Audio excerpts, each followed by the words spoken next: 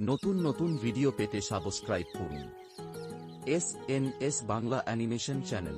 গল্প চিড়িয়াখানার অদ্ভুত ঘটনা। কোনো এক শহরের পাশে একটা সুন্দর চিড়িয়াখানা ছিল। একদিন সেই চিড়িয়াখানায় একটি অদ্ভুত ঘটনা ঘটেছিল। চিড়িয়াখানার এক কর্মী সেখানে নিয়মিত কাজ করতেন। একদিন খাঁচার মধ্যে থাকা একমাত্র বাঘটি হঠাৎ মারা যায়। এই ঘটনা চিড়িয়াখানার জন্য বড় সমস্যা হয়ে দাঁড়ায়, কারণ বাঘ দেখতে দর্শকরা ভিড় করত। কারণ চিড়িয়াখানায় বাঘ না থাকলে দর্শক আসা বন্ধ হয়ে যাবে। তখন চিড়িয়াখানার মালিক কর্মীটিকে ডেকে বললেন, তুমি বাঘের পোশাক পরে খাঁচায় গিয়ে বাঘের অভিনয় করবে। এতে আমাদের দর্শকদের কোনো সন্দেহ হবে না। কর্মীটি প্রথমে রাজি হতে না চাইলেও পরে উপার্জনের কথা ভেবে রাজি হয়ে যায়। কারণ তার উপার্জনের একমাত্র ব্যক্তি ছিলেন তিনি। তার ফ্যামিলির কথা চিন্তা করে এই জটিল কাজটা তিনি বেছে নেন। কর্মীটি বাঘের পোশাক পরে বাঘের খাঁচায় ঢুকে গেলেন।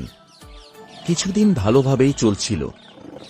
লোকটি বাঘের মতো আচরণ করছিল, খাঁচায় ঘুরে বেড়াচ্ছিল, আর দর্শকরাও খুশি ছিল। কিন্তু হঠাৎ একদিন দুর্ভাগ্যক্রমে লোকটি বাঘের খাঁচা থেকে পাশের সিংহের খাঁচায় চলে যায়। সিংহের খাঁচায় গিয়ে সে আতঙ্কে চিৎকার করে বলল, আজকে আমার জীবনের শেষ দিন। সিংহটা আমাকে আজকে ছিঁড়ে ছিঁড়ে খাবে। এই ভেবে তিনি ভয়ে কাঁপতে থাকেন এবং জীবনে বেঁচে থাকার আশা ছেড়ে দেন। আর ওইদিকে সিংহটা মনে মনে ভাবতেছে, আজ বুঝি আমার জীবনের শেষ দিন। বাঘটা মনে হয় আজকে আমাকেও খেয়ে ফেলবে, কারণ আমি তো মানুষ। এই ভেবে সিংহ এবং বাঘ দুইজন ভয়ে কাঁপতে কাঁপতে সিংহটি বাঘের কাছে আসলেন। বাঘটি বলল, সিংহ তুমি আমাকে খেও না, তুমি আমাকে ছেড়ে দাও। আমি আমার জীবনের তাগিদে এই জটিল কাজটি করে যাচ্ছি। তখন সিংহ নিচু স্বরে বলল, ভাই, ভয় পেও না, আমিও তোমার মতো মানুষ। আমিও তো সিংহের পোশাক পরে সিংহের অভিনয় করছি।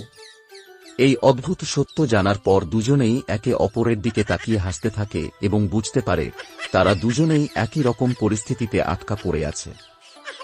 গল্পের শিক্ষা: অনেক সময় যা দেখছি তা বাস্তব নাও হতে পারে, আর জীবন প্রায়ই এমন অপ্রত্যাশিত চমক দেয়।